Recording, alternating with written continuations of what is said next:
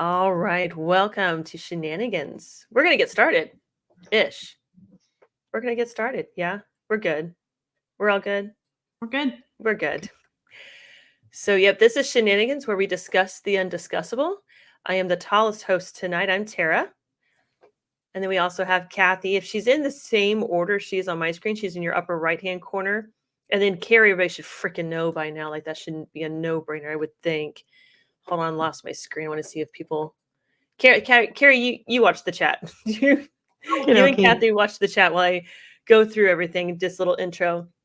Hey, Phoebe. Hey, there's Yep. Phoebe and Yep are in there, and so is Micah. Run for Justice.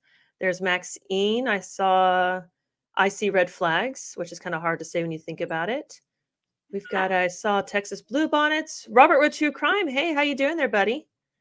Got all kinds of people. So this is Shenanigans. I'm very happy that the Shenanigans crew is with us tonight. We're all here.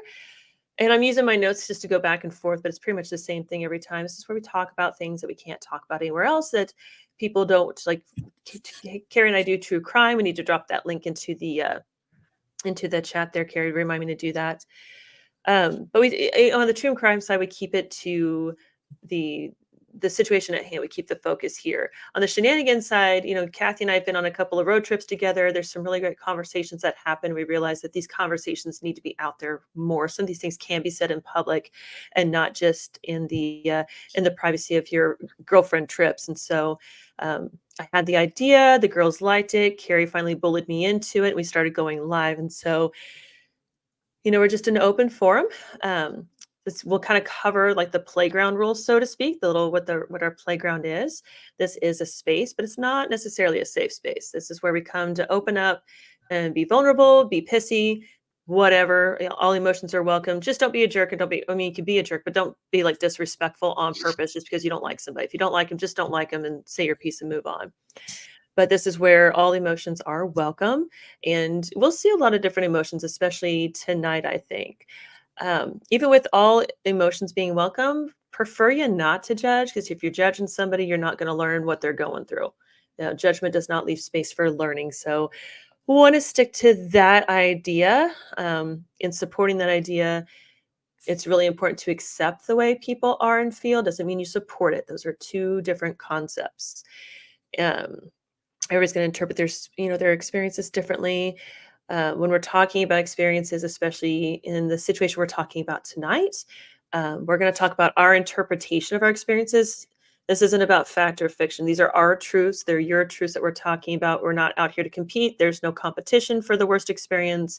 It's just learning from one another and hopefully healing a little bit. I think some of the conversation is going to be pretty cathartic. What else did I put in the notes? In the chat, we've got quite a few in chat right now. Please be open in the chat. Please be engaging. We're going to watch it and get you guys involved as much as possible. So say what you need to say. Just so we know, I'm going to say it now. Cash is not a troll. Cash comes off as a troll, but Cash is a nice person with an honorary sense of humor. And Yep has him on a leash. So we are safe. Cash is not bad. Cash is cool. Cash is good. Cash is just very Cash. He's genuine. That's what we're looking for. That's the kind of shenanigans we need to keep the conversations going. And so speaking, when you are commenting, if you're the kind of person that's considered to be a jerk or an asshole, just lead with that. Put the context out there so you don't think you're being personally attacking somebody. Sometimes it's just easy to say, I'm a jerk and I'm going to say this. And they're like, oh, okay, that was a jerky thing to say, but they are a jerk. That works. That's totally cool. Hey, Biscotti. I always say that wrong. At the very least, be genuine. The whole point here is to openly talk, to have an open conversation. The conversations are not fun. They're not comfortable. That's the point of them. If at any time you feel uncomfortable, you don't feel good about what you hear, feel free to step out, come back listen later on, but don't feel forced to stay here. Don't feel like you're being held hostage. That's not what we want. Bye. Damn it. She's like, oh, I'm out. Do good with uncomfortable stuff. Like, I'm out. No, she's not. That's what I actually hold her hostage in a lot of situations. Like, Tara, yes. I'm done. I don't give a, nope, we're going to keep going. And ultimately, you're going to see, I have a glass of wine because I do drink at these, not heavily. Obviously, I have wine and green tea over here. Kathy's drinking coffee. Tara, be honest. Be honest. It's just the one glass. now. Cheers. I'm not going to say I didn't have one earlier or something like that. I mean, come Cheers on, with it's her me. bottle. Cheers. I will not drink from a freaking bottle. Ask Kathy. I threw a fit about wine glasses on our last girls trip. We can bring that up later. That was hilarious. I took a lot of heat for that. But ultimately, I try to be funny saying that we're Gen Xers. We talk X-rated. We have dark humor. That's how we heal with things. That's how we move forward. And so there's a lot of shenanigans in the conversation. That's the whole point of it. And so if you hear something you don't like, just recognize that's part of our healing process, may not be part of yours. So it's not meant to be offensive. Again, if you're the type that sounds offensive, put that out there first before you start commenting. But with all that mumbo jumbo out there, what are we talking about tonight? Everybody goes silent. So this idea came up after the last shenanigans from last week. Yeah. And somebody mentioned that, talking about the passing of a loved one would be interesting to talk about because it's really hard. It's a very difficult process. It's not fun to go through. I recently lost somebody that was more of my not husband's, my beau's. It was his mom. She's basically not my not mother-in-law. I've been with him for 8 years. And so she's my mother-in-law, but people look at me weird when I say that, like, you're not married. Like, shut up. I don't have to be. But she passed. It was unexpected. A massive heart attack, and we spent 10 days in the hospital with her before we finally had to look at hospice and go through those final steps with her. So very unexpected, really sucked, not cool. And I know lots. I mean, Carrie has had a recent loss herself right before mine. It's like it happens in 3. So if you're here tonight, sorry. I don't know where the third one is at, but God, I hope it doesn't happen. It looks like had the third one possibly. Did she? Oh no. Yep, I think I owe you a text. I think you sent me one, so I'll return that. And that's probably what that was about. So that sucks. And I know Kathy has had some very close personal, and we're talking super close. And so, and Kathy's an open person. She knows her boundaries, but it's if any time we need to back off the conversation, totally get it.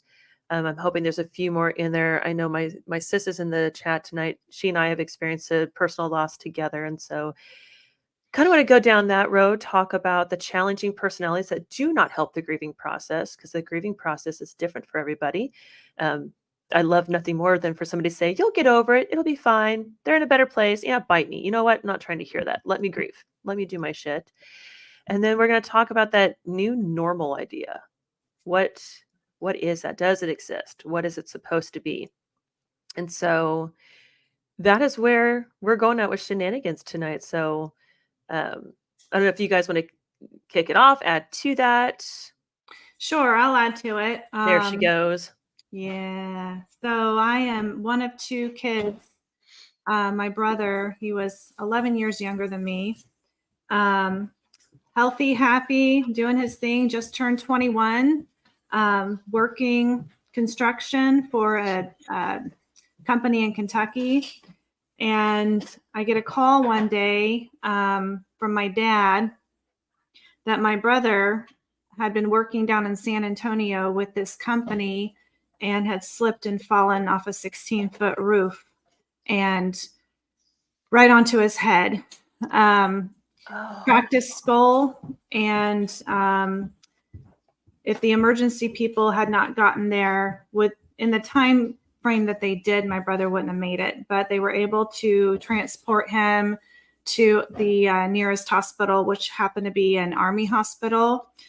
But really great experience. My brother has nothing to do with the military, but because his emergent situation needed the closest hospital, that's where they took him.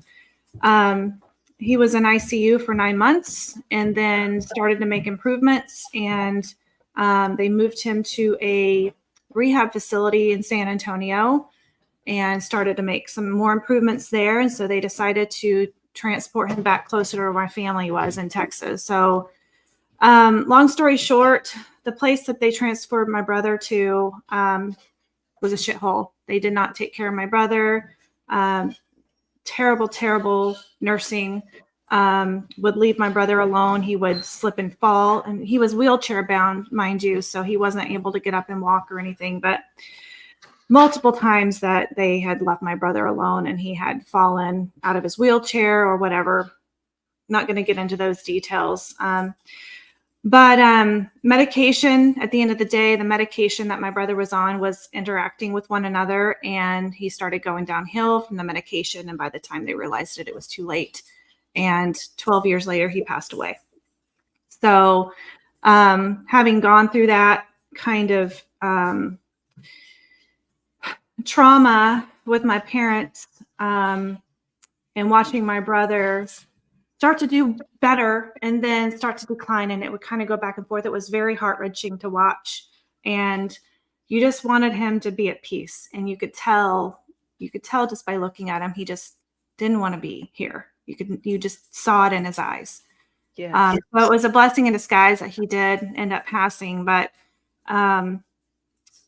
being one of only 2 kids, not left with no siblings, watching people that have siblings and have those relationships, take them for granted, it pisses me the hell off, because you never know when this kind of thing is going to happen.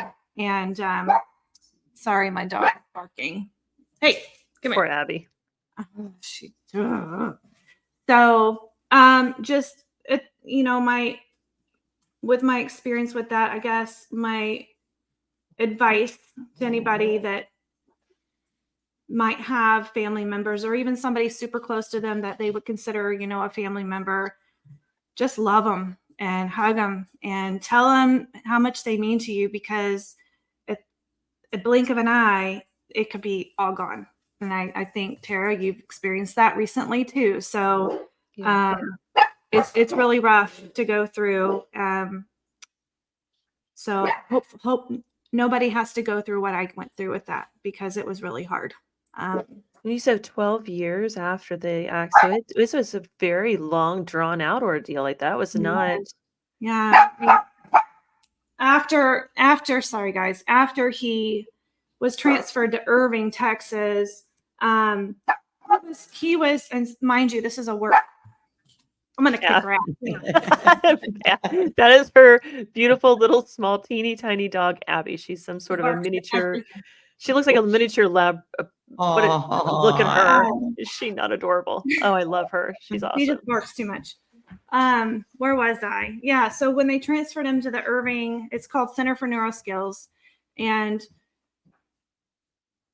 some of the people there were absolutely amazing. And actually some of the people that helped my brother still keep in touch with our family. So we consider them family now. Yeah. But then there were situations where you just wish they never happened. And my dad and my brother, at the time he was hurt, they lived in Kentucky.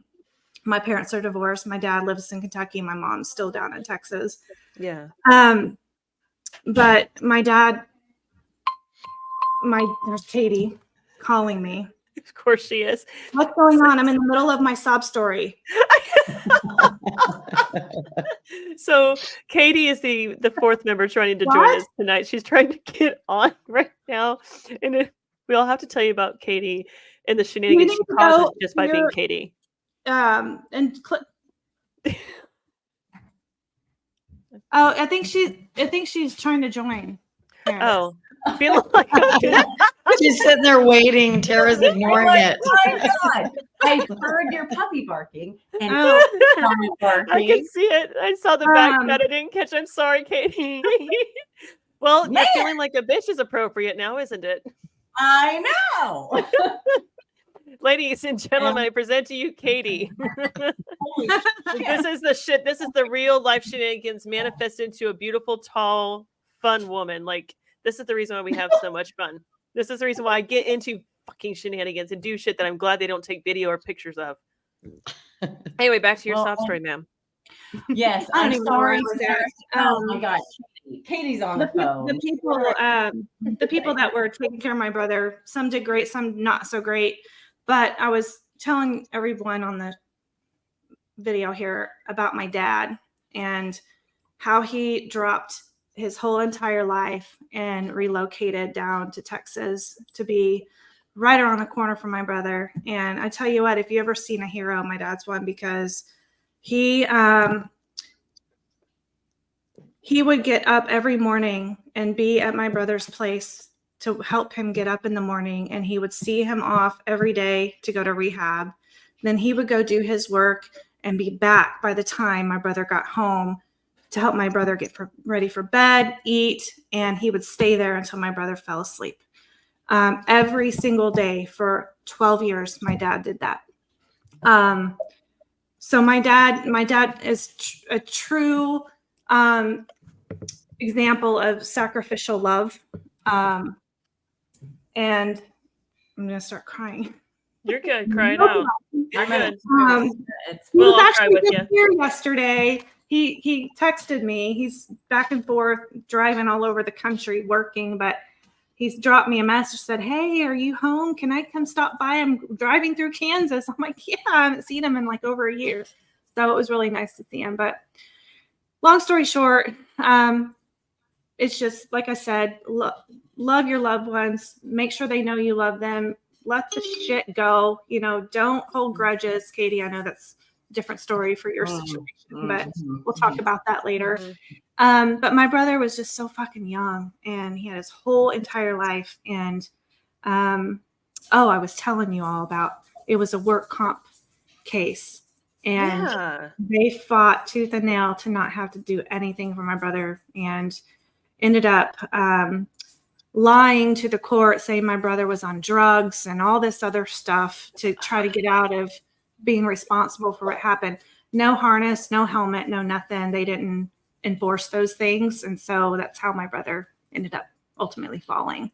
So, my God. Yeah, it was rough, but it's over. He's in a much better place. He's not suffering anymore, and I'll see him again one day. I know I will. So that's my story. So that thing about the they're in a better place, is that soothing for you? Because for me, I'm like, it depends on who it is. I wonder. It's a touchy subject. Okay, Katie, thank you. Katie's like, nope, agreed. No, yeah. Subject. Some people believe there's another world that people go to. I'm one of those people that believe that. I believe in God. I'm a Christian, and I believe my brother is up in heaven, running around, probably hunting deer or whatever they do up there. That's whatever. I know. It's heaven, right? Being the country boy that he was, I just know he's up there. And with my grandmother that I love so much, they're together probably fishing and having a blast. So I can't wait to be part of that one day. I hope I'm lucky enough to be. No rush. Don't. Well, yeah. No rush. Knock on granite. Slow your roll. Yeah. Well, we're not. Yeah, we're not done enjoying you. Well, and that's the thing. So, yeah, and I'm a believer too. I just have questions and curiosities. I don't know if Carrie would get on this ship with me, but on the true crime side, when people make some seriously deranged decisions in when it involves another person's life energy, however you want to look at it, you kind of wonder. It's like, is reincarnation a real thing? And are you people getting a second chance at this? Because I feel like you've fucked up your first chance, or maybe your third. I don't know. I have curiosities about that, and I do believe that if people repent and they truly do feel sorrow and remorse, that's one thing. But when they're like, I'm going to get away with this, and this is all like, is there a like for your brother? I have no doubt. For the people in my family, I have no doubt. But for like some of these people Carrie and I look into, we're like, pretty sure they're Hindu and they're coming back for a second course. Like it's, I don't know. So I always have curiosities about that. Falling behind on the chat, damn it. Oh man, bringing the religion talk in. Well, I'm not a religious person, but I'm curious about some of that. And in a nutshell, Tara. I mean, I do. It is difficult when there are so many people that believe certain things and read certain Bibles, and they're, I'm Christian, like Kathy. I agree. I've had so many discussions with my family and friends and things, but if and I like all I have to tell some people is if you believe in heaven, there is a hell. Like, so that's for God to decide. Like when you were talking about, some people, there's no way you're getting into heaven. That's just, I mean, you have so, and again, I've been watching so much Dateline right now. Oh my God. It's just like, so you're watching hell manifest into a TV show at this rate, is what you're saying. maybe I'm just, oh man, yeah, you walk and I think, I don't know, that seems like, okay, yeah, they said sorry and this, that, and the other, and then they're held accountable for this, or this charge was this, and but ultimately none of us can that's my opinion. Like God only knows what their heart says and what their soul is. So let them go where they need to go. So that's where that's why I'm curious if it's the first time I've heard. I mean, it's not the first time I've heard somebody say if there's heaven, there's hell. I never really thought about the hell portion. I'm like, because once you're in, you're it's like heaven. You're kind of stuck there. Like you're not like there's no. That's why I'm like, can they come back for a different opportunity? Can that? I mean, if you do get deep into hell, can you like make it a couple of steps? Is that what you're saying? I'm just thinking. Yeah, I'm sorry. I'm sorry. Oh God, I didn't mean it. Send me back. I'll do better. No, I'm just like, I understand your mentality, but I because I don't think I do. So I'm glad you understand, because I'm not sure. Because I think that comes, and Kathy, you can chime in here, because when you go through certain things and whether that's a death or just a hard childhood, adulthood, whatever it is, and religious, like churches back at, like, you'll just come to a point and then you kind of like, okay, is this all real? Like, I know the Bible is like, so, it's the Bible and I believe this, but is that really what's going to happen? Because my loved one just died, or it's the unknown. It's the unknown to everyone. It just comes down to your faith and ultimately what you believe in your heart. And I know that I personally struggled with it for a bit, not long, because I won't call my family religious, although, and let the chats begin if you want to go ahead and say this, but a lot of my family is Catholic. I was not brought up in the Catholic religion. I chose not to practice that. My mom, who has now passed away, was taught by Catholic nuns. I've just heard a lot, seen a lot, and I've gotten into many conversations with people about religion. And so, like I said, it's a touchy subject. Yeah. You never know what direction it's going to go when you bring it up. Well, that's exactly why I thought that would be a good one tonight. Is everybody's different. I don't think there's a wrong or right way to look at it. Just the way you feel about it. That's the reality of it. I think too what you said, Tara, about when people say, well, they're in a better place, and sometimes that depends on who it is. I feel that, I think of like people that have struggled with addiction their whole life or serious mental health issues their whole life. I like to think that they are in a better place because this world for them just wasn't it, and so I like to think of it that way. Where that place is, we don't know till we get there, I guess. Or if we get there. Like I said, some of them may be doing a U-turn and coming back around for round two. Right. I don't know. I'm just kind of curious. Well, it's I don't know.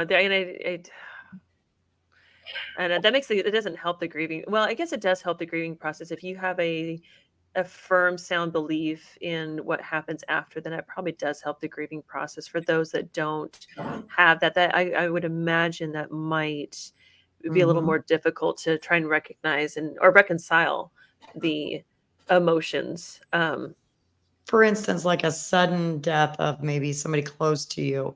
I think if somebody says they're in a better place, to me, I'd find that offensive because I don't want them to be in that better place. I want them to be here with me. Well, that's So just it. That's the, and I'm those words so aren't, glad you those said words that. are not soothing or helpful in a lot of those instances. I'm so glad you said that because that was something I wanted to bring up, and I think I recognized it. Again, my sister's in the chat. She's actually my cousin. I call her my sister. There's a whole thing there, and we lost her brother, her big brother, a couple of years back, and I mean, we kind of knew it was coming. It was one of those things, and Robin, you tell me how much I can share. I don't want to put family business out there because you're here, and if you weren't here, I'd put all the family business out there, but you're here and can represent, so try to respect some boundaries. But one of the things I really realized with his passing, and I adored him, he was awesome, was that it wasn't really about him. Thank you. Wasn't about him leaving. He had Down syndrome, and I think he was 50. Oh, Robin, he was in his mid to late 50s. He lived longer than most, further than the typical life expectancy for somebody with Downs. And, it wasn't as much that he wasn't here anymore. It's that I don't know that it's not as much about the person not being here. It's that the relationship is done. And sometimes it's not, it's something we didn't agree to it. Kathy, you didn't agree to your brother's experience. Katie, I know you didn't agree to some that you've been through. We didn't agree to those relationships stopping, especially for those that are in the chat who've had somebody pass extremely unexpectedly. That Carrie and I see that all the time, the true crime side, where it is unexpected. There was no reason for it. There was no, there's no justification, and there never is, really. But it's just that relationship just stops. Yeah. And you don't get any say so in that. I think that's the hardest thing about it is, when my mother-in-law passed, we had our opportunity to talk with her about the situation and have those last minute goodbyes. And I got to see those very touching moments between her and Bo. And for those of you in the chat, we call him Bo, not by his name. Just that's go with it. But it was very, I mean, that was really hard to watch because again, he didn't really agree to it, but the subject was introduced and then we had to start dealing with it. But we got to deal with it with her, to a certain degree, not 100%. So I think that's the hardest thing about when people pass is we didn't say it was okay. Just like Carrie said, let them here with me. And I know Katie, you I know that's something that is near and dear to your heart because I know we've had discussions about how close you were to those you've lost recently, and so that's how I see it. Is I didn't say you could go anywhere. Like, there's some people I'm like, maybe what? I'm just saying, like, I'll go to the funeral, but I mean, I may go ahead and drink while I'm at the funeral. I don't know. Well, I've been to some Catholic funerals, within the past 6 years, and they'll Those probably are interesting. drink in a My funeral. ex-mother-in-law was Catholic, and that was very interesting. So, to each their own, I guess. Yeah. Catholics are fun. I don't know what to tell you. No, I don't practice. But my mother, my grandfather, my cousin, which I'll just preface with, there's been a lot of deaths in my family, and sometimes when one happens and you feel like you're done or grieving, and then another one happens, and then you grieve, and then you grieve the one before, and then so on and so on. But you were saying, you are, if someone suddenly passes and you don't get to say whatever you want to say, there's no true closure. You have to find a way to close that for yourself, is my opinion, which I'll just start with. I call him my dad. He's not my biological dad, but he is the one that I've always called dad and the one that raised me. And a couple of years ago, and he owned his own business. He was a pilot. He also farmed. We lived out in the country. I enjoyed the country. My mom and him had been married for 30 plus years, a long time. And I got a call from my sister that said they were rushing him to the ambulance, or the ambulance was taking him to the hospital because he collapsed right when he was getting out of his vehicle at work early in the morning. And then we got word, and that, I'm pretty positive he died on the way. He was not alive when he got there. And we knew that his health was not the greatest. We personally, it's something we say between family members, is he probably paid off the doctor to allow him to keep his pilot's license. Like, here's $200, just say it's okay, type of thing. But he wasn't flying later in life anyway. But yeah, that was very sudden. And my sister called to tell me, and I wanted to rush up to the hospital. And she said, "Stay put, it's fine. I'll get more info." And then it really wasn't that when she got there, and she called to tell me, and I will never forget that she just said, "It's not good." And I was like, "Oh my God, what happened?" And I just burst into tears when she said he didn't make it. And so, yeah, that was, and I will say, and I'll circle back around to, like, if you don't have closure, trying to find your own closure when you can is key. And for me, like, I wrote him a poem. I read it at the service, did the same thing with my mom. And now I'm feeling like it's writing for me. And there's a place out in because they cremated, and I have a place around me, because if you don't believe in cremation, and I want to go visit someone when someone passes, I want to go visit some place, and I just have to have a visual of that. And so I chose to do something out here. So it's nice to be able to go and talk, and then I'm going to write this poem, this updated poem for them. That's part of the closure for me anyway. Everyone else has a different way of, trying to get through that moment. Agreed. But, I'm going to tell everyone on this call, if you don't have a will or a trust in your family right now, go to your attorney and do it. Yeah. Yes. Please. And make sure you understand the difference between will and trust, and what probate, just get an attorney and do it. Have something. My mom and dad, my dad, there was nothing. He owned his own. There was nothing. There was no succession plan. There was no will, no trust, no anything. And my mom had dementia at that time. She died 2 months after that. And we had to figure out what to do. And he had, collected some guns and cars, and there was farmland that he shared with relatives, and working all through that. Oh boy. Just go to your attorney and tell them you need something in place. So you don't, I don't want my kids to go through it. Well, and update it appropriately. When my brother-in-law from my first marriage, he was mortally wounded in Operation Iraqi Freedom about 20 years ago, and his children were his beneficiaries of all of his death benefits, but they were minors, so the ex-wife got them.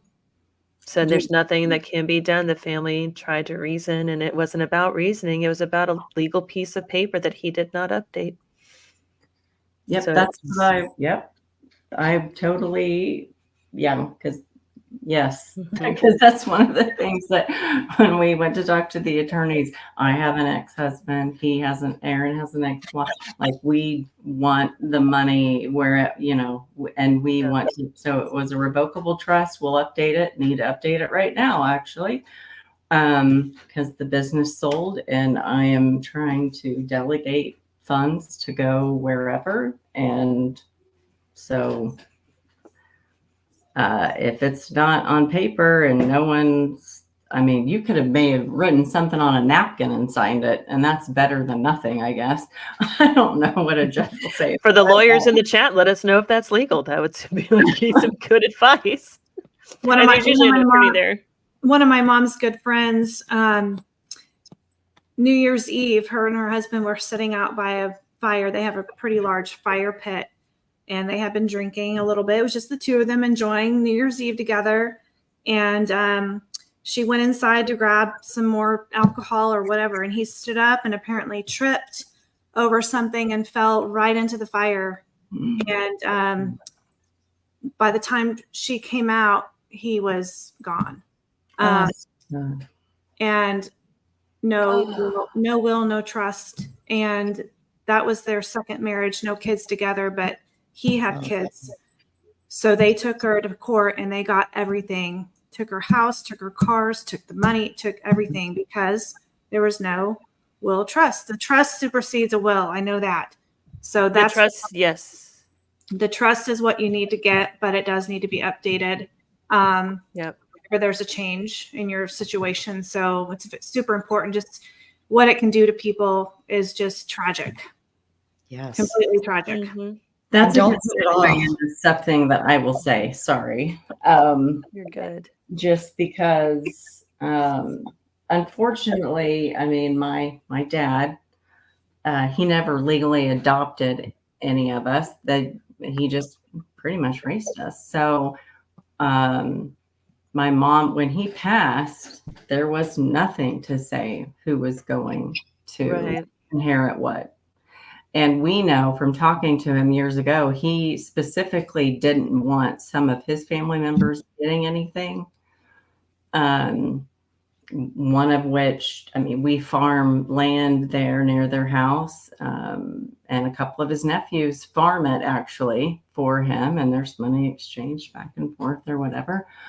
One of his brothers passed away before him, so that changes things. His parents had, so really the only closest relative to my dad when he passed was his only living brother.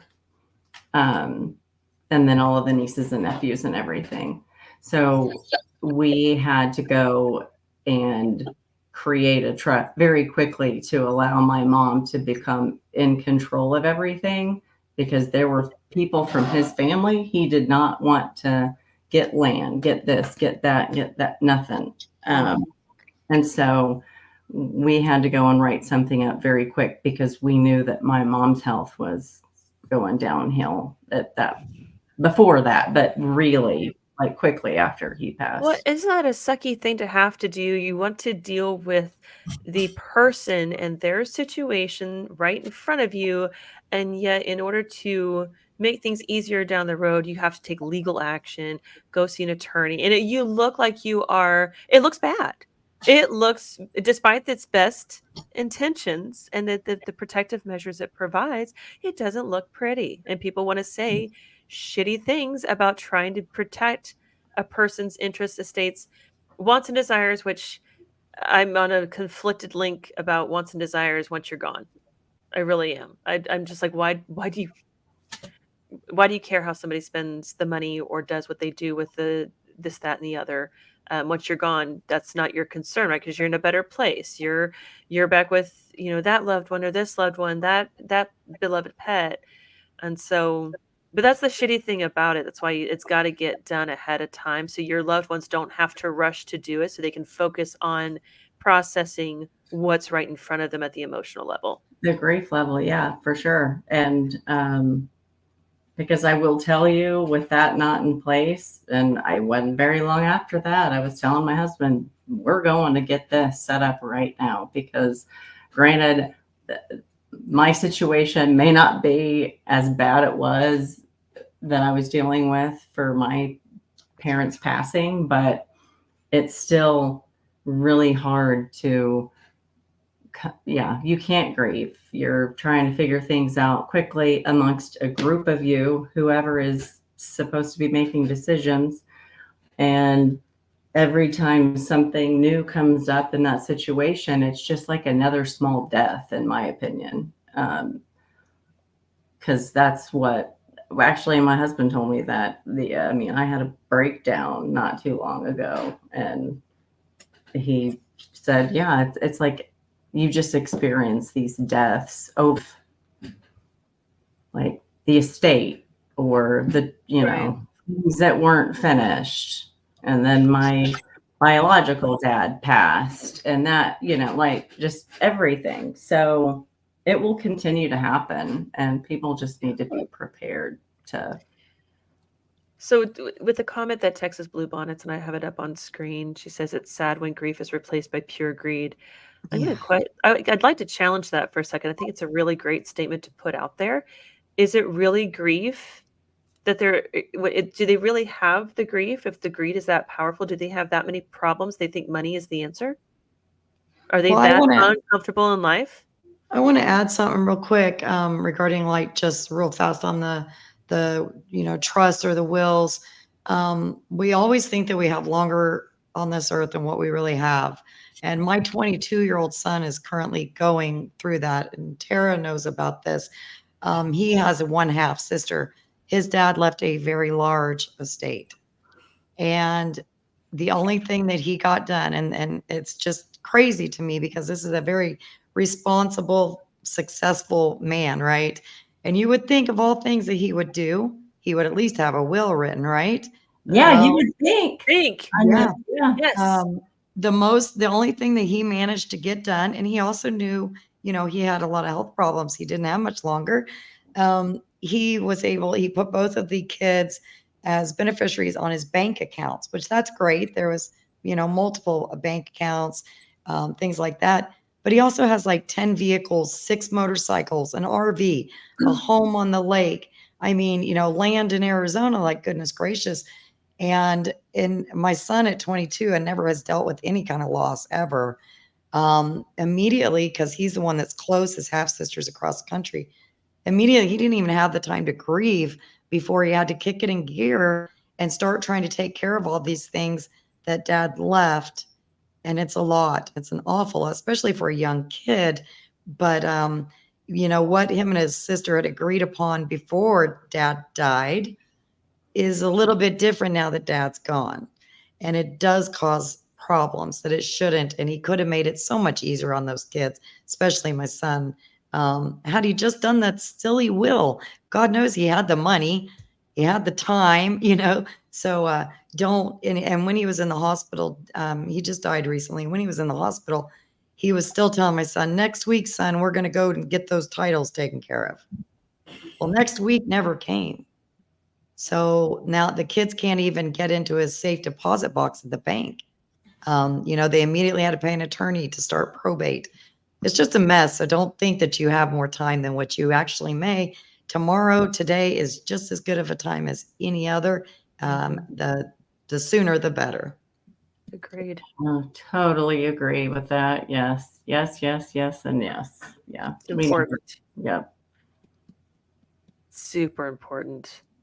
So that leads into those challenging personalities that just won't make the grieving, let you experience your personal unique grieving process the way that you do. I know my process it's almost different for every person. It depends upon the relationship. It really does. So with my mother-in-law, we weren't super close, but I was with her every day the last 10 days of her life in the hospital from breakfast until dinner, doting over her, spoiling her as much as I possibly could to make her feel as special and as warm and comforted and loved as possible. And we spent very little time together. It's a whole other shenanigans conversation. The crew knows about it. Some of you in the chat know about it. It's not bad.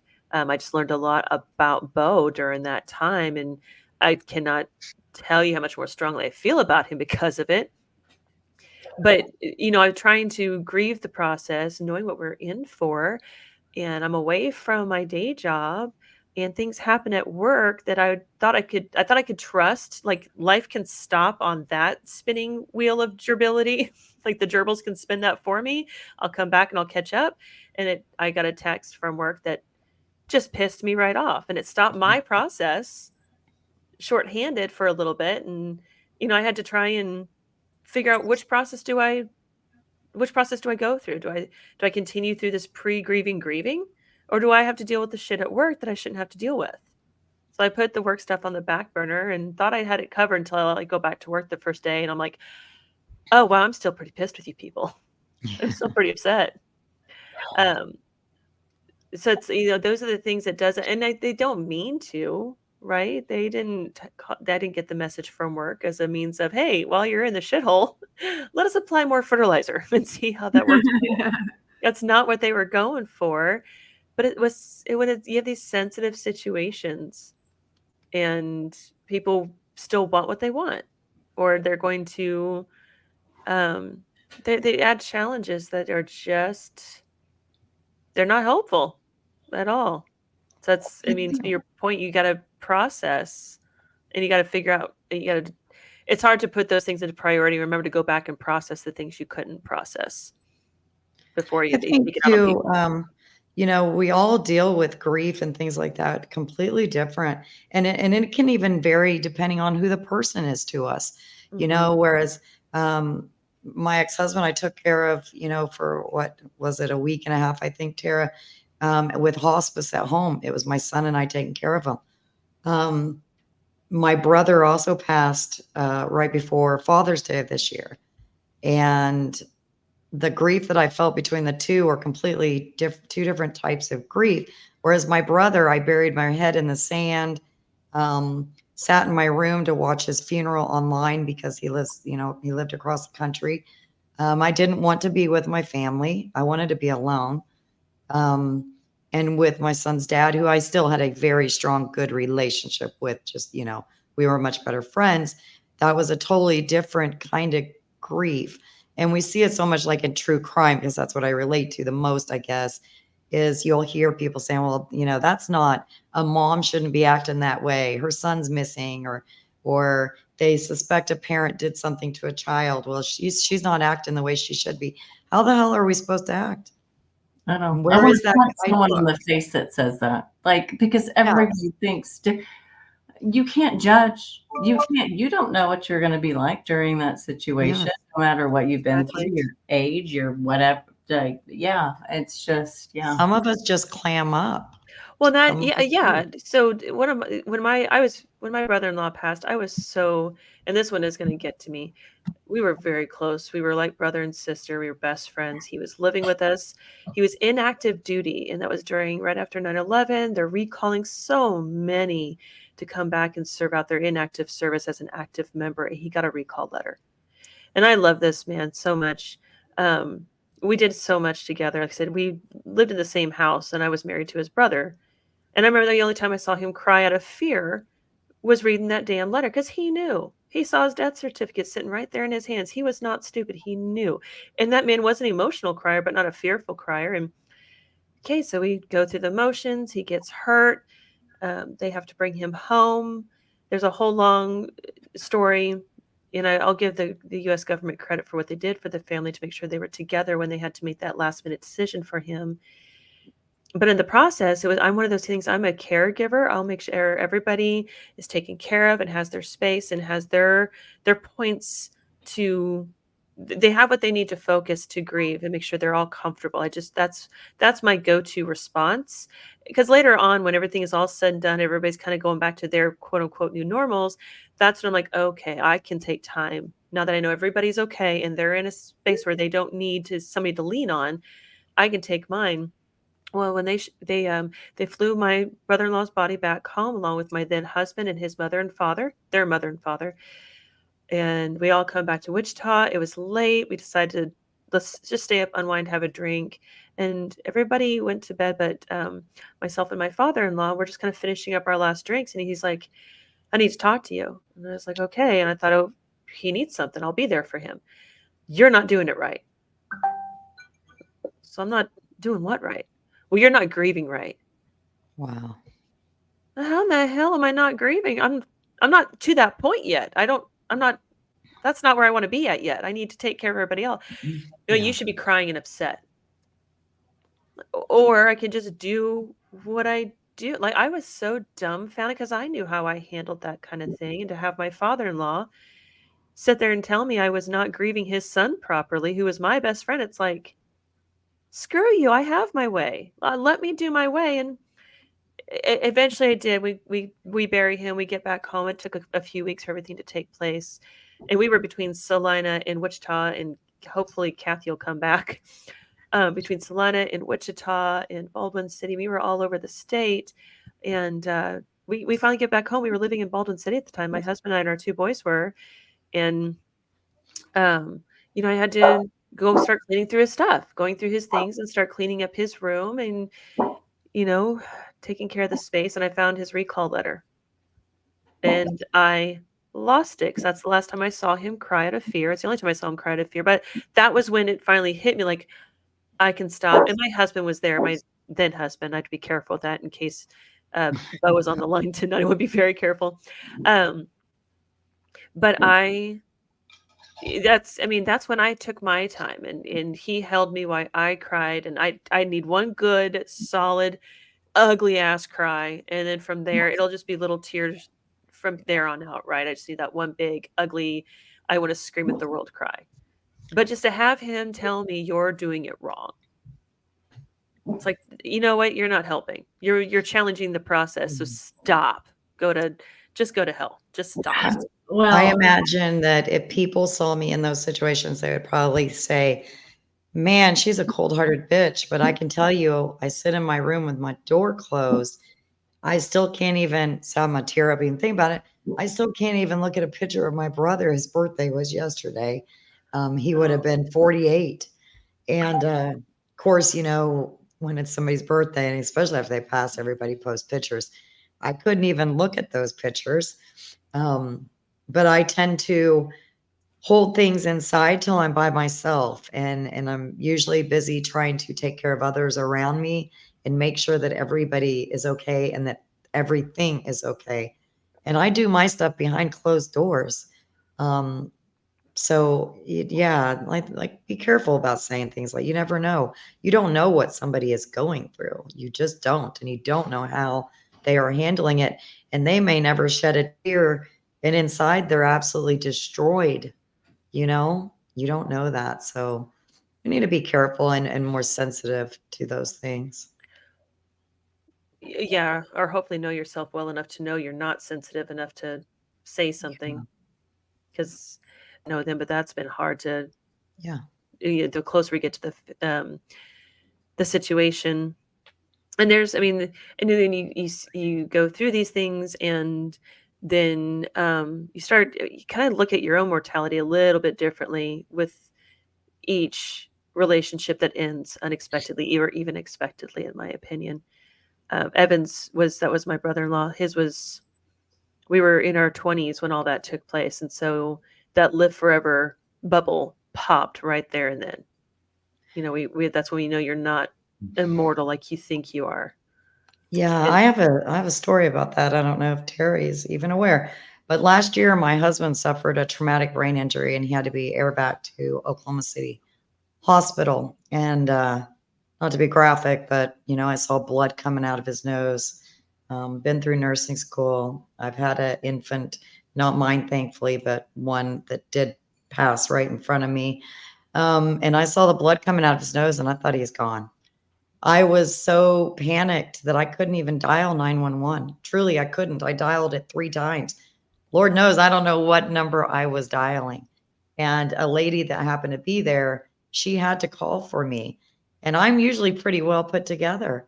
That changed me. It totally changed me because in a blink of an eye, he could have been gone. And all of a sudden, little things didn't seem to matter quite as much to me anymore. And I mean, truly, it changed my entire life. Um, you know, I don't take friends and people and loved ones for granted. like I probably did in the past, to be honest. Mhm. You always just think they're going to be here forever. Mom and dad, they're always going to be here. Little brother will always be here. Husband is always going to be here. And in the blink of an eye, that can change. It really, truly can. Mhm. And you're not prepared. So um, I always just say, try to be kind to each other, love each other, help other people. If you see somebody struggling, like Patrick is in the chat, and I see everybody in there being very supportive. And I think that's how we should all try to. We should work more on that. Try to be better, do better.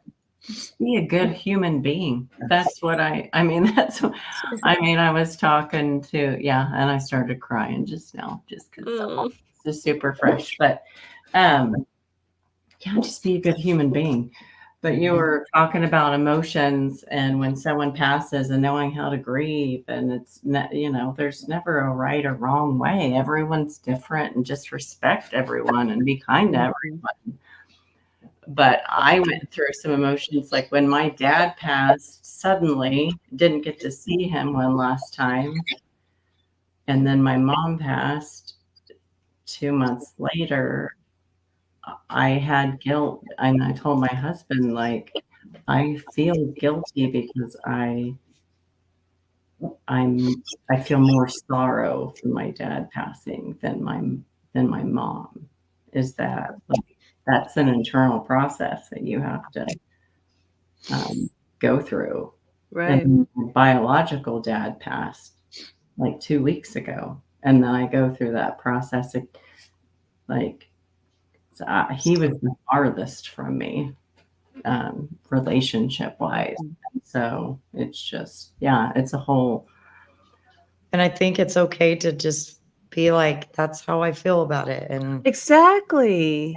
that's okay that you feel that way. It doesn't, you still love your mom, but we feel differently about different people. I too have a dad that he did adopt us when I was a senior in high school, but he's the only dad I've known. My biological father, he passed when I was in my early 20s. I Mhm. didn't feel anything for it. I didn't even know the guy. But my gosh, my dad, I call him my dad. He's got a lot of health problems. He's up in age. He's in his 70s, I think. Oh gosh. See, time I get stuck with time. I'm like, my dad's still 50.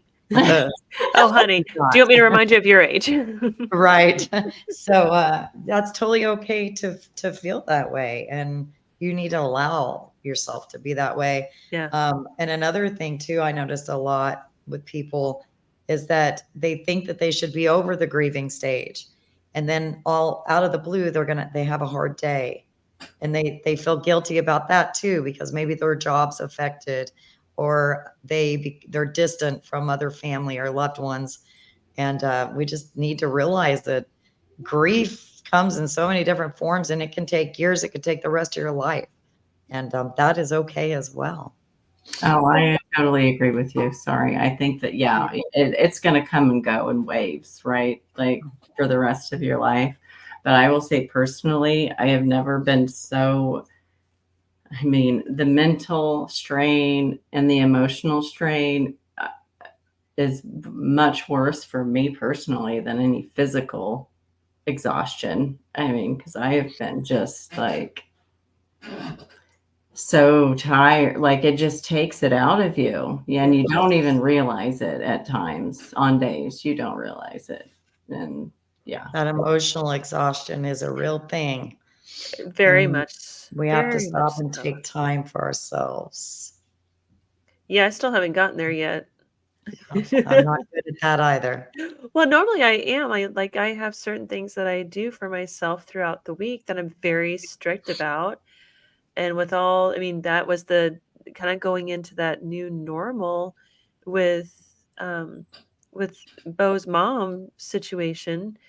She wasn't a part of my everyday routine, but at the same time for 10 days my routine was busted. It was completely gone, and I was doing things for somebody else and neglected my house, which, okay, most of us do that anyway. But my kids had to step up and take care of one another, and I was there for Bo and his family, and just for 10 days, I structured a new normal, overnight, literally. And then everything happens and I'm like, oh yeah, I gotta go back to work. I mean, okay, cool, sweet. Yeah, no, no, thank you. I'm not ready. And that option's not there. But that kind of that new normal. I mean, Bo and I are having very different conversations today about different things from that have to do with his mom's passing to our relationship and moving forward. Because for 10 days, our relationship routine got stalled. And so Shit happens. Life happens. It does, yeah. It's in there, and it just, like, I don't know, messes your life up for a bit, and then you're kind of forced to navigate your way through whatever tunnel you want to go through at that time, I guess. Sure. Yes. Yeah. When my ex-husband, my son's father when he was dying, my son, went out there to take care of him. We're not realizing how bad the situation was. Like I said, he's only 22. He's lived at home forever. He's a baby. He is the baby. He's spoiled. If he is listening, hello there, sir. I mean, the kid could make ramen. That's about it. Please tell me he's listening. Please tell me he's listening. I'll show a little cleavage for him. When I How old is he? How old is he? Oh, he thinks Tara's his little cougar. Yeah. He's all, let Tara know I got a house on the lake waiting for her. Oh my God, that's hilarious. But, Bo, if you're listening, you've got nothing to worry about. You're a Right, better yeah, shot than he is. He's only 22. But yeah, so he went out there to take care of his dad, and we didn't realize the extent of the situation, how bad it was. And I kept telling my son, if you need my help, let me know. I'll come out there. And, I have a family. I have a granddaughter that lives here. Her dad lives here. My husband, all my kids, my grandkids, everybody lives here. And, but I told him, when you feel like you need that help, just call me and I'll be there. Well, sure enough, my strong little son, who's always very strong, called and he's like, Mom, can you come? So of course I would go. And, there was only about 3 or 4 good days with his dad once I got there. And I didn't realize what my son had been dealing with. His dad was getting up at 2 a.m. He was going through what they call like end of life psychosis. So he was getting up at like 2 a.m. and getting dressed and grabbing his keys because he had to get to his doctor's appointment. When his doctor's appointment wasn't until 9 a.m. So my son was up every hour, on the hour, every night. He was exhausted.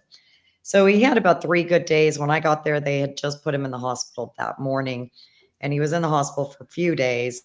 He had 1 day of clarity where he, said, hey, girl, give me a hug. I love you. Thank you for being here. Said he couldn't do it, any of this without my son. He'd been amazing to him. Then the next day, it's turned, and we were at the hospital, and all of a sudden, he was telling the nurses that I had killed his father, that I was setting the house on fire. I'd left the oven on. My son was a horrible son. And we left there just bawling. We had to ask the nurse, is it okay if we leave? And she said, of course it is. Of course, you don't have to sit and listen to this. He doesn't know what he's saying. But when you're hearing it, it doesn't feel that way. It feels real. And, so we went home, and the choice was made that he was going to be put in hospice at home. So it was me and my son taking care of him. It was every 2 hours around the clock giving medicines. It was the first 3 days very restless. He was still trying to get out of the beds. It was hard to watch. But when that was all said and done, and then the funeral happened, we had a funeral real fast. I had been there, I think, for what, Tara, maybe 3 weeks or so total. Yeah. And I was just completely emotionally home. It probably took 2 or 3 weeks to get back into my regular routine and, just to be able to be rested enough to function normal. And I know people around me were thinking, what's wrong with you? Well, on top of that, my son, that's the first time he had left home. So, he's living there. He's never come back home. So we lost his dad. And then I felt like I lost my baby all at the same time. It was truly hard. And, not everybody understands that. If you haven't been in that situation, you don't understand it. Yeah. So just give ourselves time. don't ever judge someone if you, well, first of all, don't ever judge someone, but especially if you don't know what shoes they're walking in. Like, you know, it annoys me to no end to hear people, see people, like just overhear things or be told like, and I try probably because everything that I've been through, even before, I don't know, 20 years plus ago, just don't watch your, like, and I tell my 11-year-old son this, hey, try to think about it before it leaves your mouth. Like, hold it there before. Hold on. I've seen your filter not work a time or two. I've been around you enough to know. I would use some bad profanity right now. I do. I know. So I'm amongst friends. It's different. Oh, when you know, like I'm trying to remember. Oh, we were at Target. This was like 6 months ago, and they have big posters on the wall. And there's a lady that has some teeth that aren't exactly straight. And my son has braces and had recently gotten them.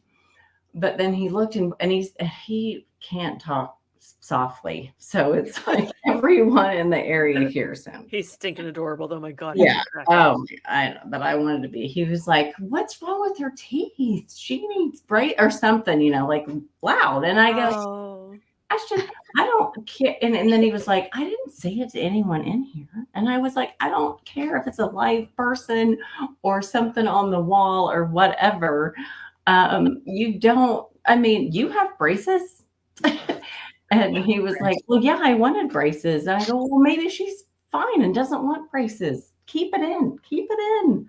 Just like, you know, I'm super sensitive to some of that stuff because two of my sons, younger, they will just say stuff. And I'm just like, please stop. My grandson's that way. Like, oh gosh.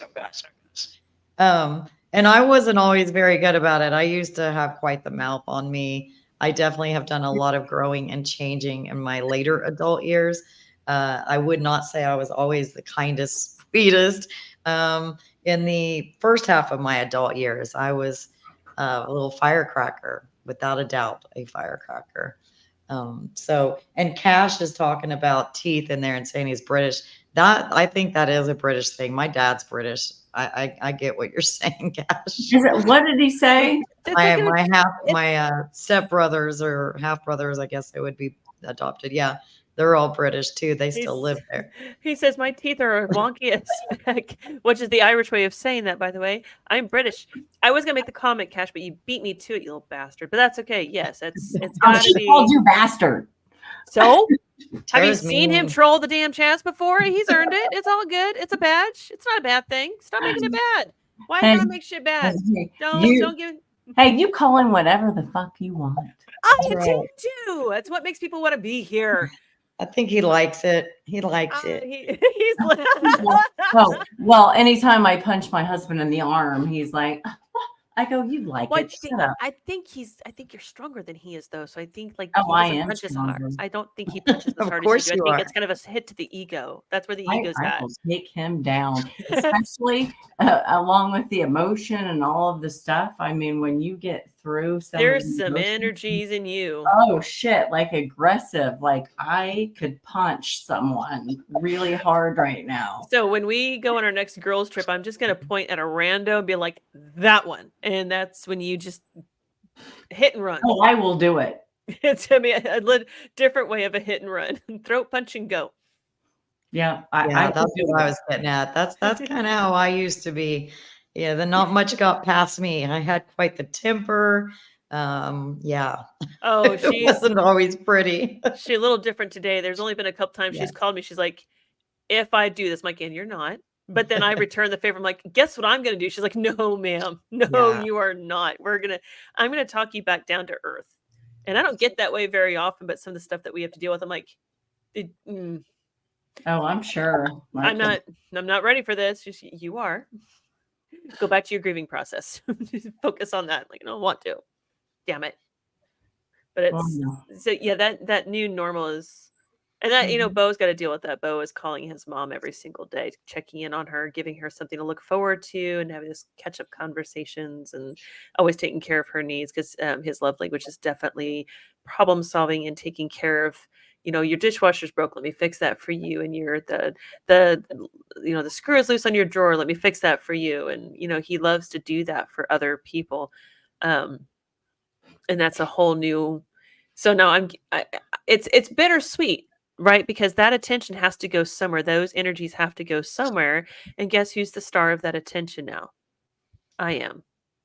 Yeah. So That- the space opens up. All that he was giving to her opened up and needed somewhere to go, and it's being directed at me. And so, we text a hell of a lot more every day now than we ever did. Of course, we spent 10 full days together, which we're like, hey, look, we can do this. Because truth be told, and this will come up on another live anyway, so I might as well do it now. Bo and I only spend 2 evenings a week together, Fridays and Saturdays only. That's it. And then we just kind of FaceTime throughout the week. And this has been going on it'll be 8 years. What month are we in? September? We're still in September. Next month, it'll be 8 years. And this is all we've ever done. And so that was what was so crappy about spending every single day together. It was over his mother's bed, getting her through all that. And we're like, hey, look, we can do a little more You than can make it through that. we can get through, more You than a can couple probably- hours, a you couple nights a probably week. can. Yeah, I think God was. Yeah, I mean, honestly, I think. Well, this is not the. I'm going to say it anyway. Things happen. For no It's filter. shenanigans. You're supposed to say it anyway. Want it to happen, but there's always a takeaway. There is always something to learn from a situation that you're in. Yes. Always. You just have to be willing to look for it. Accept it. Accept it. Yeah. You may find it, whether you wanted to look for it or not, but just accept it, whether you like it or not. Open-minded. You have to be open-minded. You have. Yes. Usually it's hitting us upside the head. We just don't listen. We ignore it. How? I'm going to. Yeah. Yeah, we just tend to ignore those Correct. kind of signs. Correct. So there's always a good takeaway, and I don't know that if I've necessarily gone back and reflected on those that have passed, those relationships that ended without my permission. We'll put it even. I can't believe that's how you put it. Well, if I look at it, so when Evan passed, I did not give the value to Evan's situation properly. I did not place the value against his situation properly, that there was a real life chance he was not coming home, not the same way we sent him. And so when I was on my way to the grocery store when I got the call from my then husband, who's like, get home and get home now. We got a call about Evan. I'm like what? He pissed off his master sergeant person, and now he's like in the barracks. Like, I have no idea how this shit works. Like, whatever. It's fine. And I get there, and he was much more emotional. It took me time to even process the information that he'd been injured to the point of mortality. And I was just like, no. That's called shock. Correct. So I'm just like, and it took me years to understand why, because I always question the emotion. Why do I feel this emotion about this situation? I'm very retrospective, I look inward on that. It didn't sound right, and I felt like a Goonies scene right there. I just felt like I was doing some sort of Goonies scene. I just need to save myself. Oh my God. If I had a pen, I would write down what you just said. Somebody in the chat will put it in there for you. I'm sure somebody caught that. Oh my God. So, I always look at myself and I always ask why, because I'm a big about emotional intelligence and emotional agility.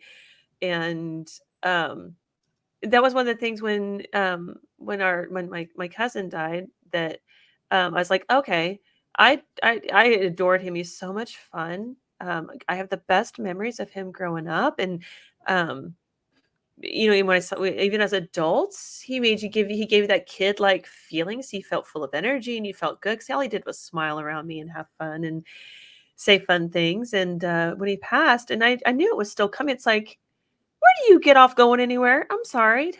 It's not that I'm in control, but I'd like to have at least a say so in the matter. Where's the board of directors? Like, give me we have the wrong CEO in command here. Like, let's talk about these things.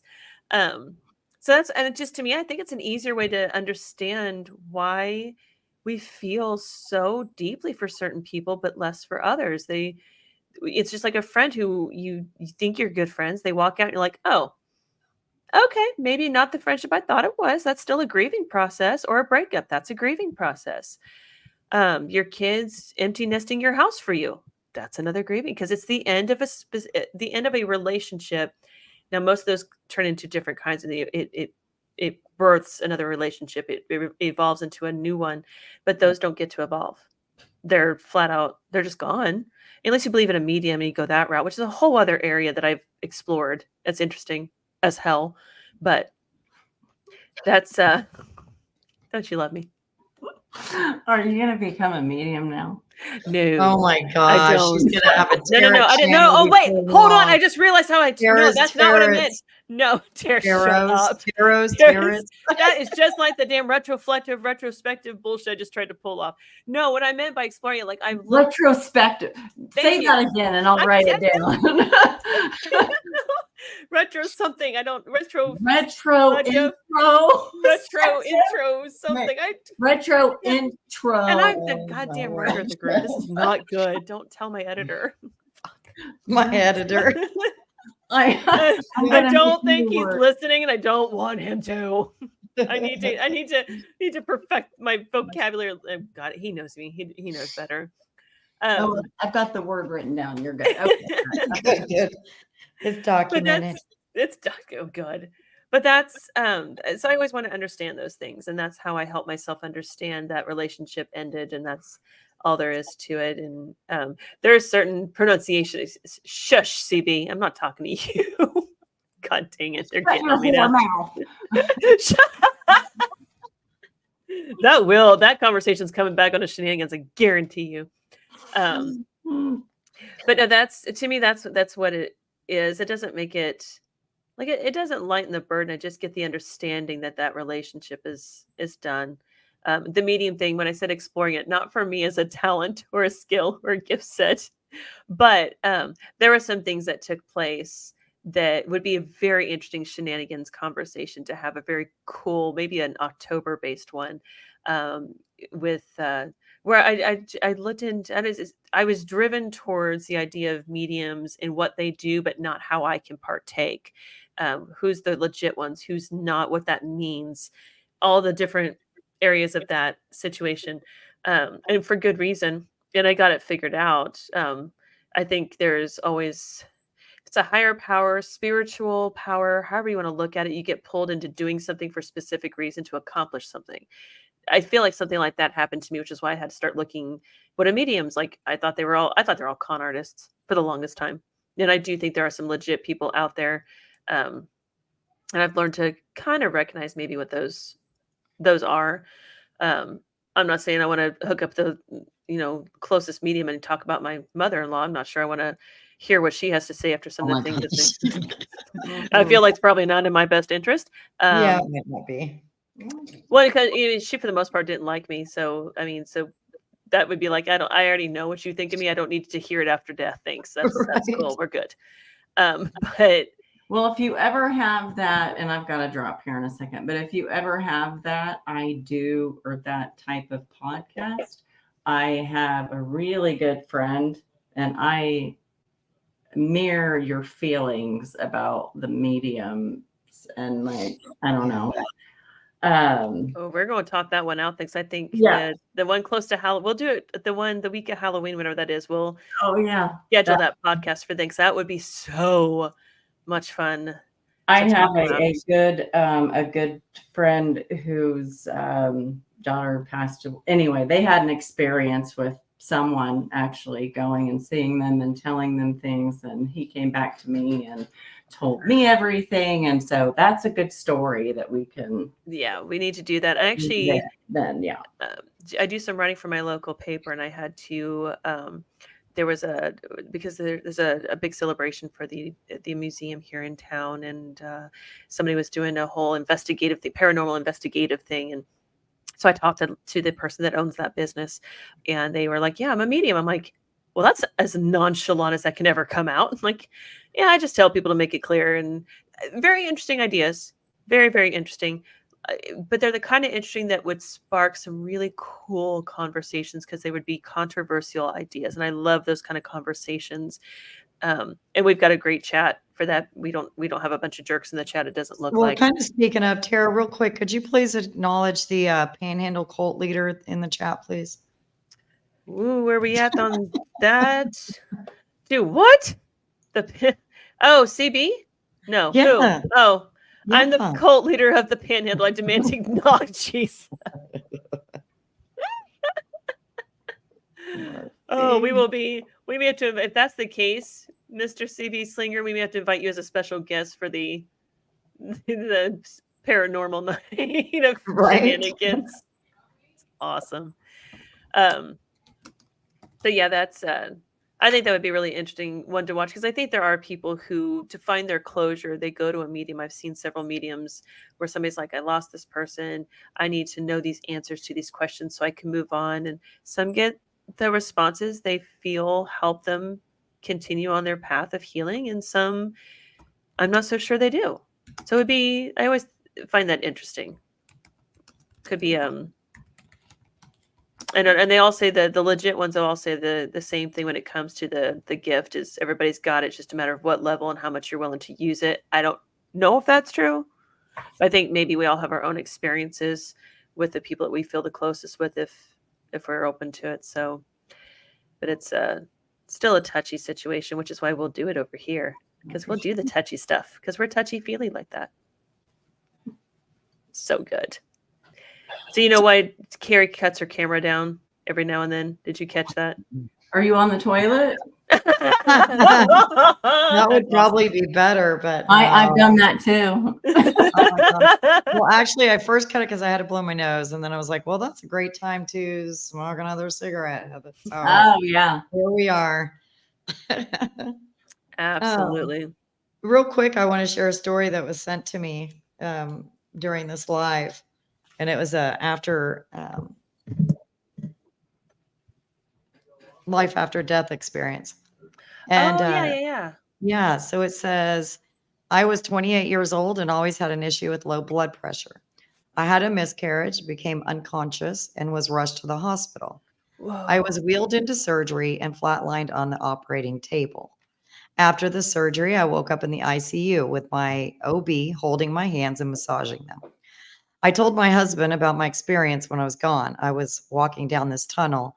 It was lined in red with roses all over it. The tunnel was lit by this ray of light at the end. Standing in that light was Jesus. He was handing a hand out to me. I reached for the hand and I felt it push me back, and a soft voice that said, "No, not now. Go home to your children." I was so angry when I saw the doctor sitting there holding my hands.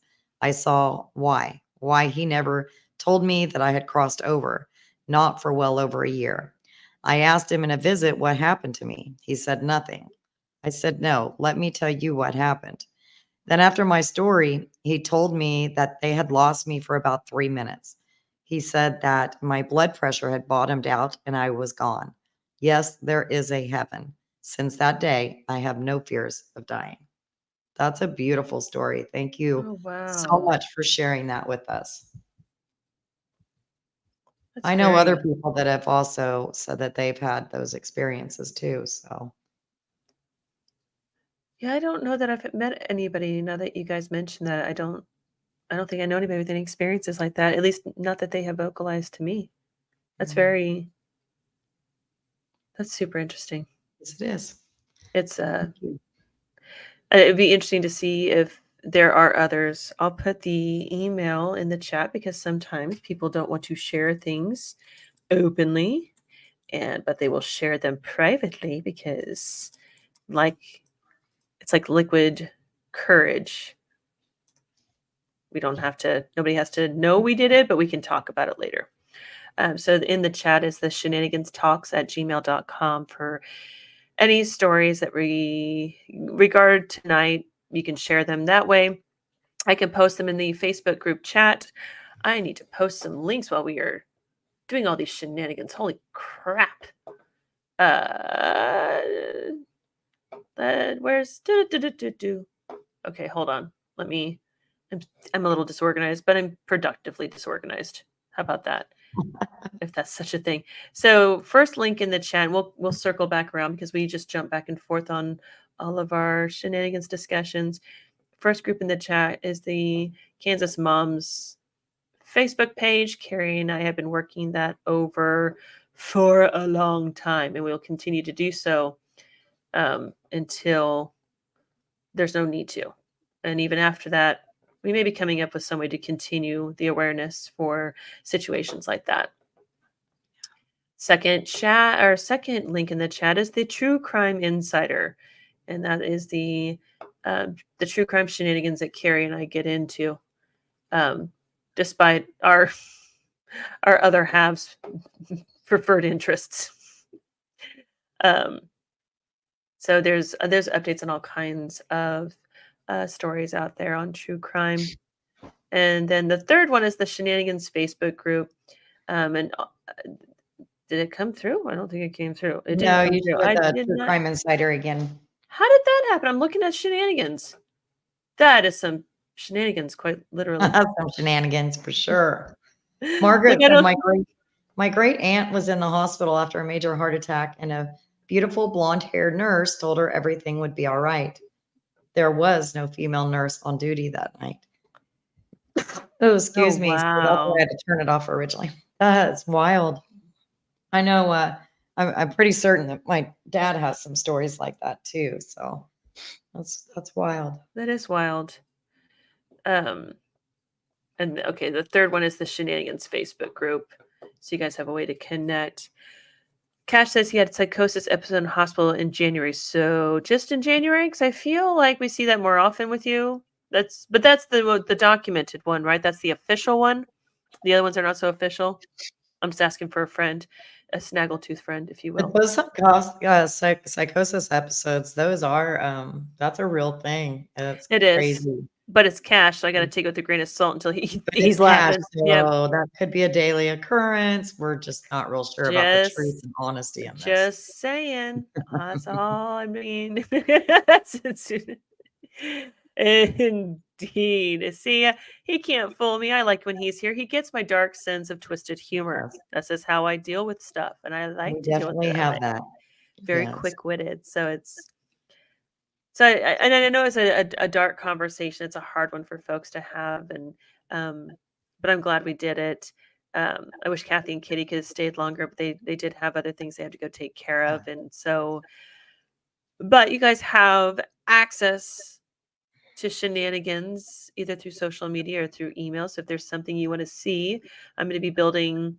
I've got a spreadsheet going with different ideas. I got a few tonight for the next few episodes, and we'll keep building those out. But and if there's anything specific on this particular thing that you want to share or advice that's worked out for you, might not be a bad idea to share it with the class and see what those takeaways are. But I know death can be very scary when it's unexpected, when it's not in the cards. There's, when you come to a long, long life, whatever that is, and I'm not going to put a year on it, right? Because that's different for everybody. Because I intend to live over 100 years. Everybody else is like, "Oh my God, why would you go past 80 or 85?" I'm like, because I don't plan to be like decrepit, and I plan to be like still walking and having a good time and having my wine every night. What makes you think I'm going to be like that? I'm not going to be that hospice patient.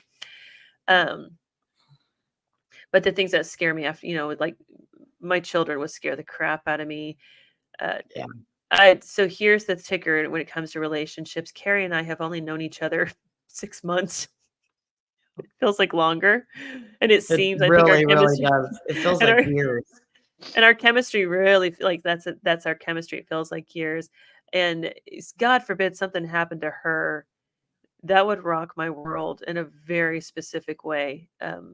We've just clicked, and we do one of the week segments. I sure as shit can, Margaret. Yes, thank you for asking. Done. We'll be doing that for That damn would be sure. cool. We'll be doing that. But that, Carrie would be a very highly impactful change in my world. That would not work out well for me. But there's people in my family, and sis, if you're in the comments, you know exactly where this is going. There's people that that if they passed in my family would not be the same impact, just because Carrie and I are so close. And we've only met freaking once in real life. And I had to make fun of her physical appearance because I'm 6'1" and she's all of 5'1". And I was just like, oh, look, you're way down there. Holy crap. Do you grow? Are you a grower or a shower? I'm not sure what you're doing here, but there we like are. when we met, it felt like we had already met 100 times before. So it didn't even feel like it was the first time we were meeting. It's just wild. No, I got a how side some hug out of friendships- that. I got a how side some hug. friendships Oh, can hey, do how you that. doing? It's nice to see you. Anyway, let's get to work. Oh But my my gosh, sister, Phoebe's comment real quick is that's funny. I wish that happened to me. She said after I had COVID, I had to go to rehab. In rehab, my oxygen was low. I woke up on the gurney. Oh, hold on. Oh, I woke up on the gurney with the medics hooking up more O2. Those medics were so darn cute. I thought I had died and gone to heaven. Oh goodness. that is freaking accurate. Oh my gosh. Yeah, my sis comment in there. She knows what I'm talking about with that. That's some family dynamics we'll get into in another shenanigans. So we have lots of shenanigans to get into. But Robin, like I said, she's actually my cousin by blood, but she's my sister by heart. She's my big sister. And I'll have to, God, I love you, Robin. Carrie's going to give you a run for the money on the big sister part because she died on a couple of hills for me in the last 6 months. So you have some catching up to do. I'm not saying you should go die on a hill because I know I know whose hill you'd have to go to. And I'm not suggesting that. I'm just saying maybe another box of wine or something to make up for it. Just a thought. I don't know.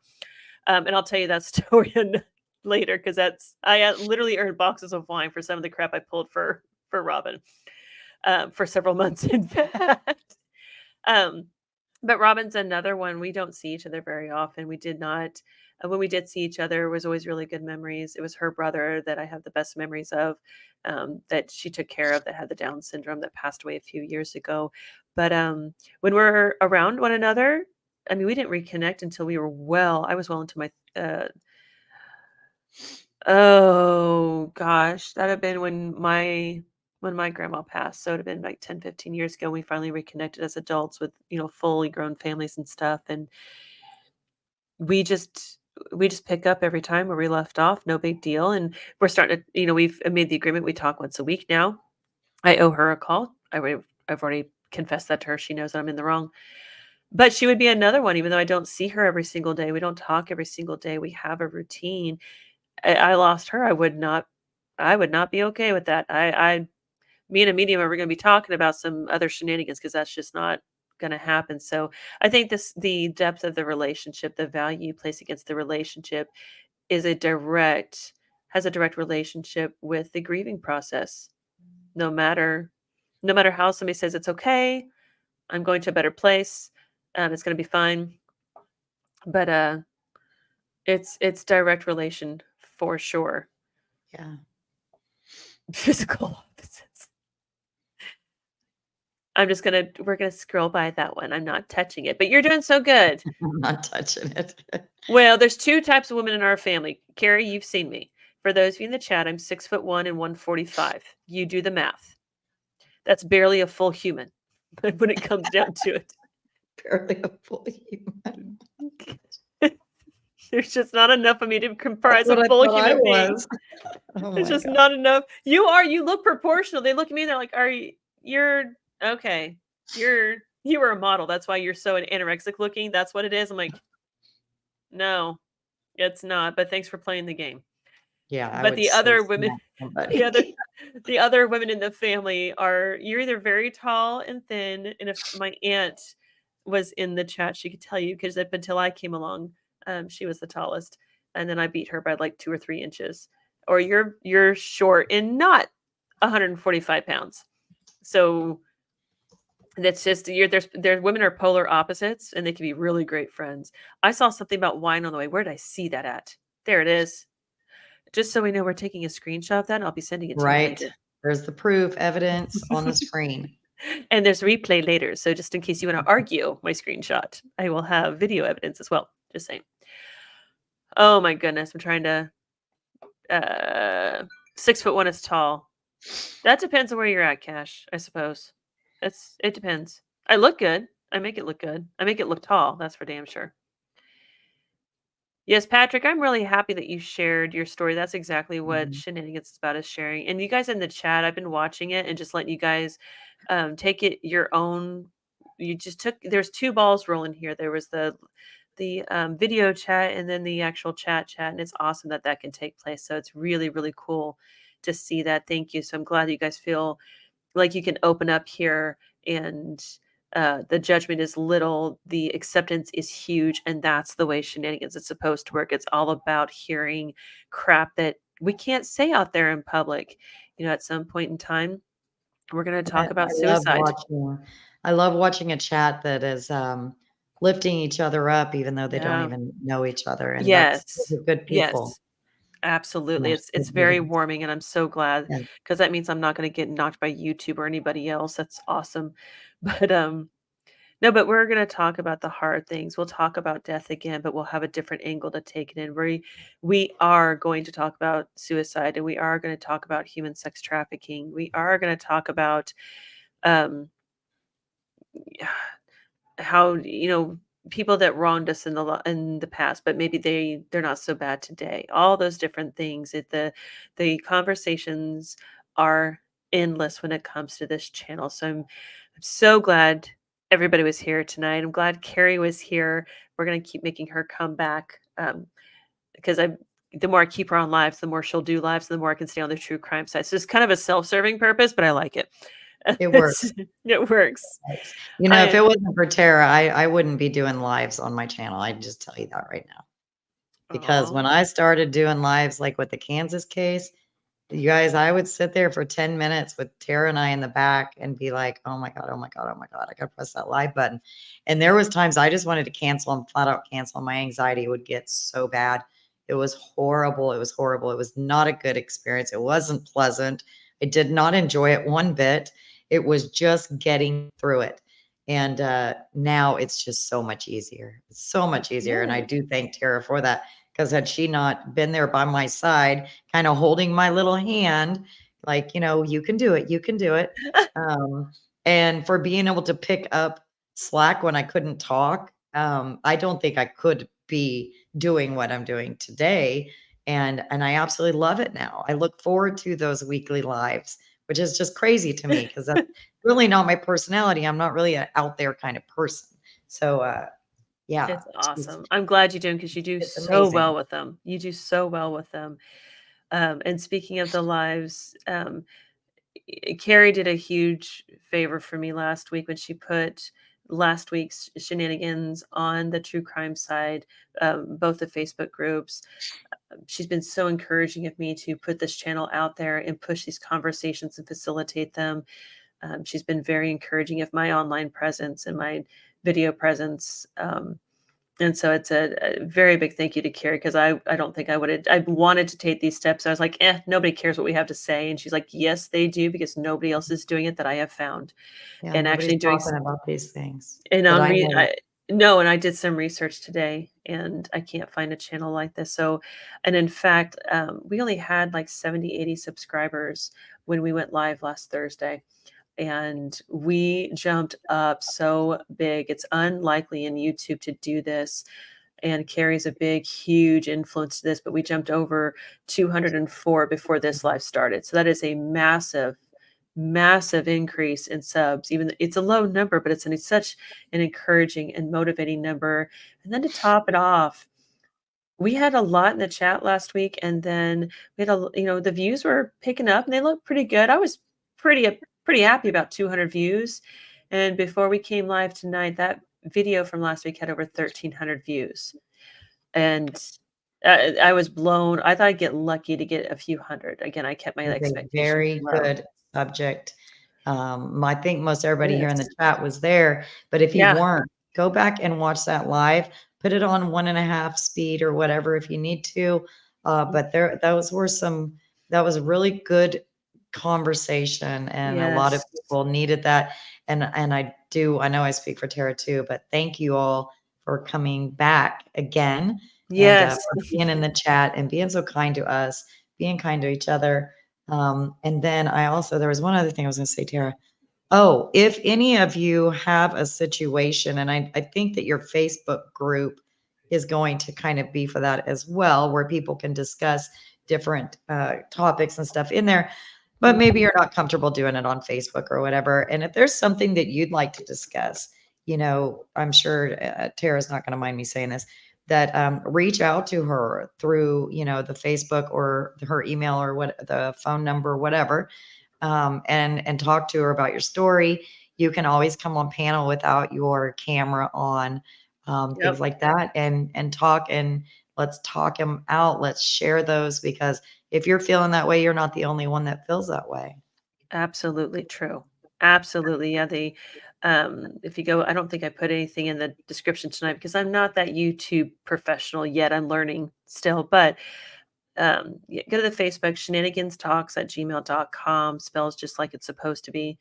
Email me what you want to talk about, what you want to share. If it's anonymous, I can make that work. I'm a writer. Words are my bitch. I can make things happen. Yeah. But thank you, video, for telling people about it. As I was doing some research on the analytics and familiarizing myself, you guys will not believe this. And Carrie, I only found out a few minutes before we came live. Last week's video was one of the ones that was a suggested video after people would watch Matt Walsh, of all people. How in the hell that happened is beyond me, but that is hilarious because he and I do not see eye to eye on multiple things. He's not my favorite YouTuber, but he has a huge flipping following. I'm like, how did I end up in that algorithm, folks? How did that? So that is, thank you, Run for Justice. I'm excited. 209 now. Awesome. It's exciting. It It's is. it, I think it's a lot how many? harder to do this than what people think when you're just in the chat. It's a lot harder, and it takes some work. Tara is a natural talker. She'll talk all day, but it's still difficult. It's not the same thing. CB, you're told to leave town? To what? 7 Day Circle. I talked to Hope from 7 Day Circle. She told me to leave town. I think they're in their own little chat over there. I don't know what's going on, but they need to explain it I to don't us. either. I don't know. But thank you guys again for tonight. Next week, I am not sure if you guys have some ideas for next week. Throw them at me quickly. And like I said, I'm building a spreadsheet. Obviously, we're going to do the paranormal, spiritual thing after death, the mediums type of stuff. We will be talking about, I know somebody wanted to talk about exes and the custody battles and those kind of shenanigans. That'll be a gross but really great subject to talk about. Parenting is another one we can do. Let me know what you guys want to see. In the meantime, I'll just make something up for next Thursday, and this is what we'll be doing every Thursday at 7:15. And I know 7:15 is a weird number, but you'll remember that. Although Katie didn't, she thought it was 7:30, but that's Katie's that way, so we're good. Love you, Katie. I know you're listening. But thank you guys again. I know I keep talking because again, I can just talk and that's what I do. But Carrie, thank you very much for being here tonight. We will be back at it next week. And penguins and parenting. Only if the penguins have bad teeth, Cash. That's the only way I'm talking about that. Otherwise, it's not even interesting at all. You guys have an awesome night. If you can't have your conversations out there in the open, bring them to Shenanigans. We'll talk about them here. We'll see you guys next week. Right. Bye-bye. Thank you.